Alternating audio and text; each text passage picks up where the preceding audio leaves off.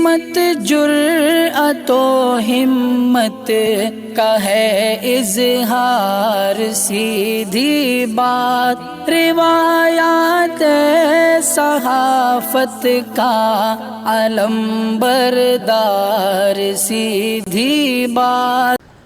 नाज़रीन गिरामी अस्सलामु अलैकुम वरहमतुल्लाहि वबरकातुहू। सीधी बात के ताज़ा तरीन प्राइम टाइम में आप लोगों का इस्तकबाल है। नाज़रीन गिरामी, मैं अंसार अज़ीज़ नदवी इस वक्त आप लोगों के सामने कुछ अहम तरीन ख़बरें, कुछ वायरल वीडियोस और कुछ तनक़ीदी तज़्ज़िये लेकर के हाज़िर हुआ। नाज़रीन गिरामी, किस तरह से अलग अलग तरह की वीडियोस आ रही हैं। कहीं भगवा झंडे को ही हिंदुस्तान का झंडा बनाने की बातें हो रही हैं, तो कहीं कश्मीरी को होटल न देने की वजह से वो वीडियो वायरल हो रही है। दिल्ली से आ रही ख़बर है। इसके बाद जंतर मंतर में नफ़रत फैलाने वाला एक शख्स किस तरह तिजारत को, मुसलमानों से तिजारत रोकने और पूरी तरह बायकॉट करने का ऐलान कर रहा है। मोदी के बारे में 22 घंटे काम करने और 2 घंटे सोने की बात कहने पर प्रकाश राज ने क्या चिटकी लिया और क्या कहा है। जौहरी हथियार की एक मरतबा धमकी दिया है रशिया ने। IAS ऑफिसर नयाज को MP सरकार ने नोटिस भेज दिया है।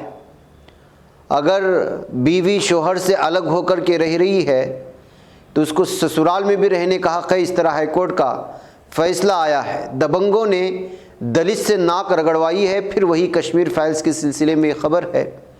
कश्मीर फाइल्स किस तरह का नफ़रत फैला रही है और क्या कुछ ज़मीनी सतह पर हो रहा है, इसकी सारी तफसीलात मैं आप लोगों के सामने रखता हूँ। और क्या वाकई में उत्तराखंड में कॉमन सिविल कोड नाफिस होने जा रहा है, क्या इस तरह का कानून लाया जा रहा है। और इधर 12वीं बोर्ड के इम्तिहान पास कराने के लिए किस तरह एक प्रिंसिपल ने एक तालिबा को जिस्मानी ताल्लुकात बनाने की बात कही। और भी बहुत सारी चीज़ें हैं। नाज़रीन गिरामी, ये सब तफसीलात के साथ रखते हुए तबसरा करूँ उससे पहले आप लोगों से दरख्वास्त है कि जिन अहबाब ने हमारे चैनल को सब्सक्राइब नहीं किया है कर लें। हमारी इन वीडियोस को दूसरों तक पहुंचाने में हमारी मदद करें। लिंक को शेयर करें। इदारे की मजबूती नाज़रीन गिरामी आप लोगों की मजबूती है और आप जानते हैं कि आपको करना क्या है। उसकी तफसीलात नीचे दी जा रही हैं। नाज़रीन गिरामी, आइए सबसे पहले मैं एक वीडियो आपको दिखाना चाहता हूँ जहाँ एक कश्मीरी शख्स एक होटल में होटल बुक करवा देता है और जो वहाँ पर चेक इन की नौबत आती है और अपना ID वहाँ पर देता है तो होटल की मैनेजर उसको जो है होटल देने से इनकार करती है, होटल के ओनर के कहने पर कि वहाँ पर कश्मीरियों को किसी भी तरह की जगह नहीं मिलेगी। बताया जा रहा है कि दिल्ली का एक मशहूर होटल है जहाँ पर ये मामला पेश आया। इस वीडियो को शेयर करते हुए खुद हमारे हिंदू भाइयों ने कहा है कि कश्मीर फाइल्स का पूरा तरह असर इस वक्त देखने को मिल रहा है। एक तरफ जैसे ही फिल्म ख़त्म हो जाती है तो कोई ना कोई खड़ा हो जाता है, या तो कश्मीरी मुसलमानों के ख़िलाफ़ बोलता है या फिर मिनजुमला मुसलसल पूरी तरह मुकम्मल तौर पर मुसलमानों के ख़िलाफ़ बकवास होती है, कत्लेआम की बातें होती है, तिजारत पर पाबंदी की बातें होती हैं। मैं वो वीडियो भी दिखाऊंगा। सबसे पहले इस वीडियो को देख लीजिएगा कि किस तरह इस खातून से बहस करता हुआ नज़र आ रहा है कश्मीरी नौजवान। और ये वीडियो इस वक्त हंगामा मचाए हुए सोशल मीडिया में। मेरी आईडी है तो आप बुकिंग दोगी नहीं, मतलब मैंने बुक किया ना ओयो से रूम, तो ओयो ने ले लिया। अब आप यहाँ पे चेक इन के टाइम बोल रहे हो कि नहीं, मैं बोल रहा हूँ कि मतलब जम्मू कश्मीर की आईडी आप क्यों एक्सेप्ट नहीं करोगे। यहाँ पे मैं सिंगल पर्सन आया हूँ यहाँ पे, है ना। आईडी दे रहा हूँ, अपनी आधार कार्ड दे रहा हूँ। चलो आधार कार्ड नहीं मानोगे, पासपोर्ट दे दूंगा। पासपोर्ट भी ऑब्वियसली जम्मू कश्मीर की होगी, तो क्यों एलो नहीं करोगे आप। जम्मू कश्मीर की आईडी क्यों नहीं एलो करोगे।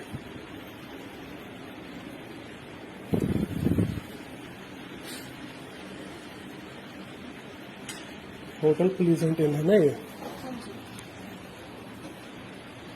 जहांगीरपुरी में। रीजन होगा ना कोई, बाकी कुछ नहीं है। मतलब जम्मू कश्मीर की आईडी क्यों नहीं एक्सेप्ट करते हो। आधार कार्ड है मेरा पूरा यहाँ पे।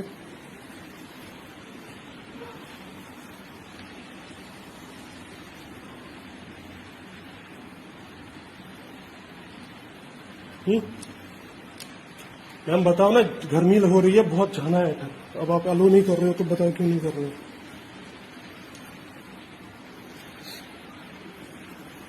सर वो रीजन पूछ रहे हैं मुझसे, कह रहे मैं तो ओयो से बुक किया है। आप बात कर लीजिए एक बार। हाँ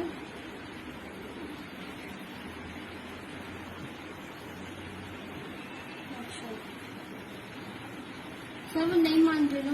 ये पूछो रीजन क्या है, बाकी कुछ। पहले और पुलिस वालों ने मना किया है कि जम्मू कश्मीर की कोई भी आईडी आएगी ना हम लोग नहीं दे सकते। पुलिस वालों ने मना किया है, जाएंगे पुलिस स्टेशन में। हाँ जी ठीक है, चलिए मैं उनसे बात कर लेता हूँ पुलिस स्टेशन से।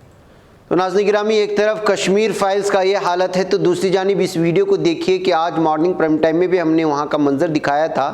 एक पुजारी किस तरह से जो है त्रिशूल के ज़रिए से हमला करने और ख़ुद की हिफाजत के बारे में बात कर रहा था। तो अब ये दरअसल जंतर मंतर में जो हेट स्पीच हुई थी विनोद शर्मा, उसका एक ख़ास आदमी स्क्रीनिंग करने के बाद किस तरह से लोगों को भड़का रहा है, किसी भी तरह की तिजारत ना करें मुसलमानों से, मुसलमानों को जिहादी का लफ्ज़ इस्तेमाल कर रहा है और कहा कि हम अगर उनकी तिजारत को नुकसान पहुंचाएंगे, उनके माशियात को, इक़्तिसादियात को अगर हम नुकसान पहुंचाएंगे तो फिर दोबारा जो है भारत जन्नत नुमा हो जाएगा।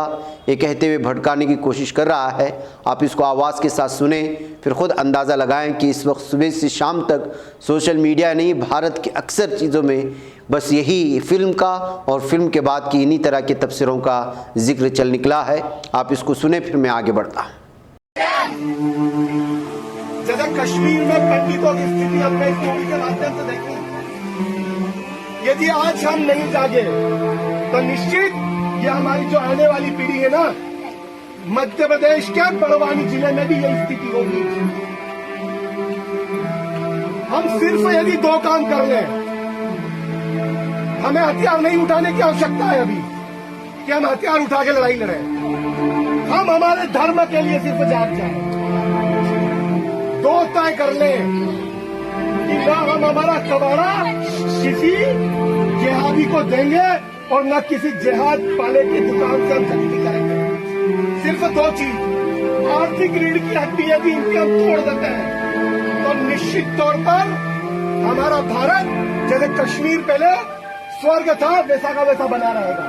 नहीं तो आने वाली परिस्थिति में आज जैसे हम मूवी देखने आ रहे हैं ना, वैसा पूरा विश्व इस भारत की मूवी देखेगा। हमें बस इतना। आइए नाज़रीन गिरामी, एक और तस्वीर जो इस वक्त USA से आ रही है वो मैं आपको दिखाना चाहता हूं, और वो ये है कि राजीव सिंह नामी शख्स ने, एक दर्शन शाह जिसका नाम बताया गया है, वो USA के मिलिट्री में है और USA में मिलिट्री में होते हुए वहाँ की मिलिट्री ने उसको तिलक लगाने की इजाज़त दी थी। तो नाज़रीन गिरामी, इस वीडियो को शेयर करते हुए उसने लिखा कि ये हिंदुओं के लिए प्राउड मोमेंट है, यानी कि काबिले फ़ख्र ये वक्त है कि इस पर फ़ख्र किया जाए। लेकिन इस पर तबसरा करते हुए कुछ हमारे हिंदू भाइयों ने कहा कि आप लोगों को शर्म आना चाहिए कि एक तरफ USA के ज़रिए से यूनिफॉर्म के साथ साथ तिलक लगाने की इजाज़त देकर USA किसी हिंदुओं को काबिल फ़ख्र की बात नहीं, बल्कि ये भारत का सेकुलर चेहरा है जिसकी वजह से USA की जानिब से ये सारी चीज़ें दी गई हैं। बसूरत दीगर अगर हिंदू की बात होती तो किस तरह मुमकिन था कि उनको तिलक लगाने की इजाज़त दी जाती, इसलिए कि अभी कुछ दिन पहले यहाँ की मुस्लिम बहनों के सरों पर तुम लोगों ने हिजाब खींचा है।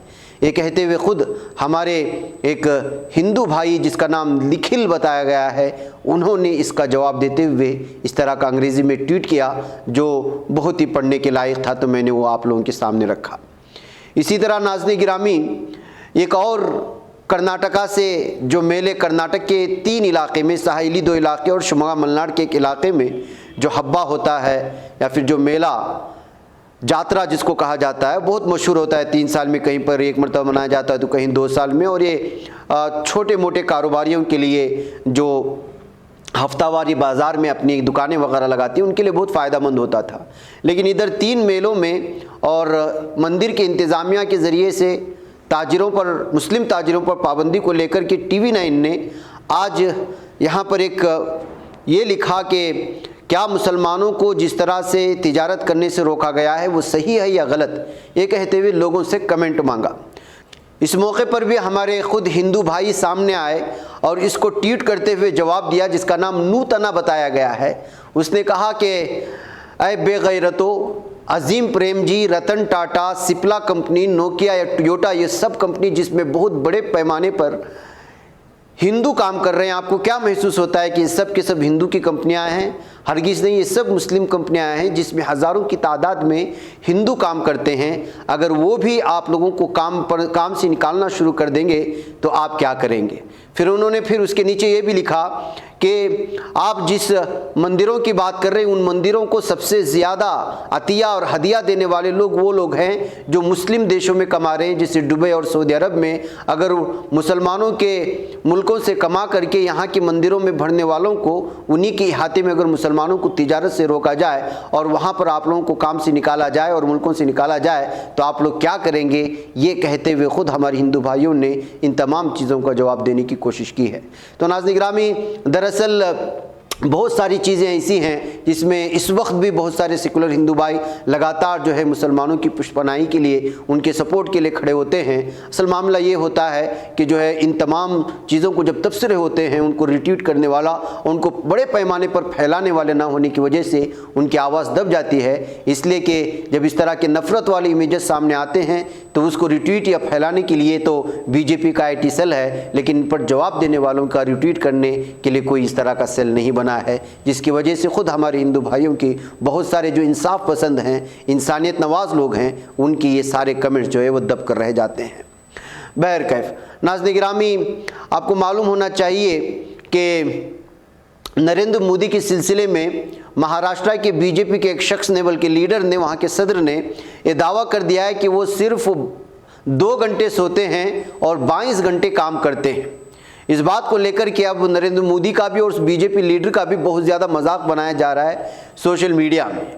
इसी को लेकर के प्रकाश राज ने पूरी तरह से एक कमेंट कर दिया और कहा कि आप गलत फहमी का शिकार हैं। अगर किसी शख्स को 2 घंटे भी नींद नहीं आती है, 22 घंटे वो जगा रहता है, तो वो जाग कर के काम नहीं कर रहा है, बल्कि उसको नींद ना आने की एक बीमारी है। इस सिलसिले में अपने लीडर की बाकायदा पूरे अंदाज में मेडिकल चेकअप करके उसको जो है चेक करवाना चाहिए। उसकी सेहत ख़राब है, इसके बजाय ये कि उसको जो है 22 घंटे लगातार काम करने पर लगाया जाए। ये कहते हुए उन्होंने टांग खींचने की कोशिश की है प्रकाश राज, और प्रकाश राज को तो आप जानते हैं कि वो जब ट्वीट करते हैं तो किस तरह से जो है रिट्वीट हो जाती है और वो बात फैलती चली जाती है।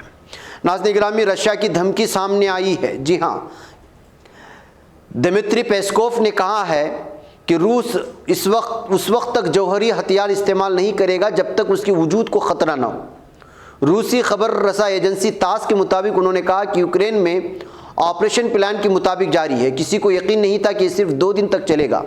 उन्होंने वाज़ेह किया कि साहिली शहर मारियोपोल में ऑपरेशन का बुनियादी मकसद यूक्रेन की तमाम कौमी इकाइयों का खात्मा है। उन्होंने सदर व्लादिमीर पुतिन, उनके फ्रांसीसी हममनसब इमैनुअल मैक्रोन के दरमियान होने वाली फ़ोन कॉल का भी हवाला दिया, जिसमें रूसी यूक्रेनी मुज़ाकरात पर तबादले ख्याल किया गया। पहले दिन में क्रेमलिन ने ऐलान किया कि फ़ौजी कार्रवाइयों को ख़त्म करने के लिए होने वाली बातचीत जौहरी नहीं थी। AFP के मुताबिक क्रेमलिन के तर्जुमानी दिमित्री पेस्कोव ने सहाफ़ियों को बताया कि बातचीत का अमल जारी है, लेकिन हम मज़ीद फ़आल ज़्यादा ठोस मुज़ाकरात देखना चाहते हैं। बहरकैफ नाज़रीन गिरामी, रशिया की जानिब से बात पर जौहरी हथियारों के हमले की बात करना और उस वक्त तक खामोश रहना कि दूसरा उन पर कोई हमला ना करे। अगर किसी ने इस तरह की हिमाकत की तो फिर जौहरी हथियार का भी इस्तेमाल किया जाएगा। ये धमकी इस वक्त आलमी सतह पर बड़े पैमाने पर तशवीशनाक अंदाज में देखी जा रही है। नाज़रीन गिरामी, द कश्मीर फाइल्स फिल्म के बारे में आवाज़ उठाने वाले IAS अफसर नयाज़ खान की मुश्किलात बढ़ सकती हैं। वज़ीर दाखिला नरोत्तम मिश्रा ने कहा कि रियासती हुकूमत नयाज़ को नोटिस जारी करेगी और जवाब तलब करेगी, बल्कि नोटिस जारी कर दिए जाने की खबर आ रही है। नयाज़ खान ने द कश्मीर फाइल्स के हवाले से सोशल मीडिया पर तबसरा किया था। इस पर बीजेपी लीडरों वज़रा ने नाराज़गी जाहिर की है। दरअसल नयाज़ खान ने सोशल मीडिया पर कहा था कि कश्मीर फाइल्स फिल्म के बाद उन वाक़यात पर भी फिल्म बननी चाहिए जिनमें मुसलमानों का कत्लेआम हुआ। उसकी वजह से रियासत के वज़रा और कुछ बीजेपी लीडर नयाज़ से नाराज़ हो गए। इससे कबल तिब्बी तालीम के वज़ीर विश्वास सारंग ने नयाज़ के बयानात पर एतराज़ उठाया था। अब वज़ीर दाखिला नरोत्तम मिश्रा ने कहा कि नयाज़ खान हद से गुजर रहे हैं। अहलकारों की अपनी लक्ष्मण रेखा है और नयाज़ उसकी खिलाफ वर्जी कर रहे हैं। रियासती हुकूमत नयाज़ को नोटिस जारी करके जवाब तलब करेगी। इससे कबल बीजेपी MLA रामेश्वर शर्मा ने भी नयाज़ खान के खिलाफ कार्रवाई का मुतालबा किया था। नाज़रीन गिरामी, दोगली पॉलिसी देखिए, एक तरफ जब कोई साफ और सच्चाई की बात करता है तो उसके खिलाफ किस तरह से नोटिस जारी होती हैं और उनको जो है पूरी तरह से ओहदे से हटाए जाने तक के मुलाबे होते हैं, और दूसरी जानिब जो है लगातार मुसलमानों के कत्लेआम के लिए पूरी तरह से जो है मुनज़्ज़म साजिश के तहत बाकायदा न सिर्फ बयानात आते हैं बल्कि हथियारात तकसीम करने और इन तमाम चीज़ों को दिखा दिखा करके वरगलाने की कोशिश होती है। उनके खिलाफ कोई आपको जो है शिकायत दर्ज कराते हुए एहतिजाज करते हुए नज़र नहीं आता, और यहाँ सच बोल दिए तो जो है मिर्ची लगने लगी। इसी तरह के नाज़रीन गिरामी, द कश्मीर फाइल्स को लेकर के एक और दलित शख्स ने जब कमेंट किया और तबसरा किया तो उसको नाक रगड़ने पर मजबूर किया गया। राजस्थान के अलवर में द कश्मीर फाइल्स फिल्म पर तबसरा करना एक दलित नौजवान को भारी पड़ गया। गांव के दबंग लोगों ने दलित नौजवान को मंदिर में बुलाकर ज़बरदस्ती नाक रगड़कर माफ़ी मंगवाई। माफ़ी मांगने की वीडियो सोशल मीडिया पर वायरल होने के बाद पुलिस इंतज़ामिया के होश उड़ गए और फ़ौरन मौके पर पहुंचकर पूरे मामले की तहकीकात शुरू कर दी। पूरा मामला अलवर के बहरोड गांव गोकुलपुर का है। नौजवान राजेश एक प्राइवेट बैंक में सीनियर सेल्स मैनेजर है, जिसने 4 रोज़ कबल सोशल मीडिया पर दलितों पर होने वाले मुबैना मजालिम और फिल्म द कश्मीर फाइल्स के बारे में तबसरा किया था। इस पर गांव के कुछ लोग उसके खिलाफ उठ खड़े हुए। मुतासिरा राजेश ने बताया कि मैंने लोगों के जज्बात को ठेस न पहुंचे इसके लिए मैंने 2 बार माफ़ी मांगी, लेकिन गाँव के ही लोगों ने मुझे जबरन मंदिर में बुलाकर मुझसे माफ़ी मंगवाई और नाक रगड़वा कर वीडियो बना लिया। मुतासिर नौजवान राजेश ने कहा, मैंने सोशल मीडिया पर द कश्मीर फाइल्स फिल्म के बारे में लिखा था। कश्मीरी पंडितों पर हुए मजालिम पर फिल्म बनी तो लोग उसकी हिमायत में खड़े हो गए, लेकिन दलितों पर आए दिन हो रहे मजालिम को लेकर वह दलितों के साथ क्यों नहीं खड़े हो रहे। मुतासिरा राजेश ने कहा कि मैं गुस्से में आ गया था और मैंने जय भीम फिल्म को टैक्स फ्री ना बनाने की बात भी कही थी। मैंने ये भी लिखा था कि जय श्री राम और जय श्री कृष्ण के बारे में भी लिखा था और कहा था कि मैं मुल्हिद हूँ, पूजा पाठ में अकीदत नहीं रखता। बैकैफ नाज़रीन गिरामी, द कश्मीर फाइल्स किस तरह के हंगामे खड़े कर रही है और क्या कुछ हो रहा है इन तस्वीर के हवाले से हम समझ सकते हैं। नाज़रीन गिरामी, उत्तराखंड में एक बार फिर बीजेपी की हुकूमत की ताजपोशी हुई। वज़ीर आला के तौर पर पुष्कर सिंह धामी उत्तराखंड के वज़ीर आला के तौर पर आज हलफ भी उठाया। हलफ लेने से पहले पुष्कर सिंह धामी ने वादा किया है कि वज़ीर आला का ओहदा संभालने के बाद वो उन तमाम वादों को पूरा करेंगे जो बीजेपी ने इंतखाबात से पहले किए थे, बशमूल यकसा सिविल कोड। पुष्कर धामी ने वादा किया है कि वो एक शफाफ हुकूमत चलाएंगे और बीजेपी ने इंतखाबात से पहले जो भी वादे किए थे वो पूरे किए जाएंगे। यूनिफॉर्म सिविल कोड, यकसा सिविल कोड भी उनमें से एक है। इलेक्शन से पहले धामी ने अपने रैलियों में यकसा सिविल कोड का भी जिक्र किया था। उन्होंने कहा था कि वो कानून की तैयारी के लिए कमेटी तश्कील देंगे जिसमें कानूनी माहिरीन, बुजुर्ग शहरी और दानिश्वर शामिल होंगे।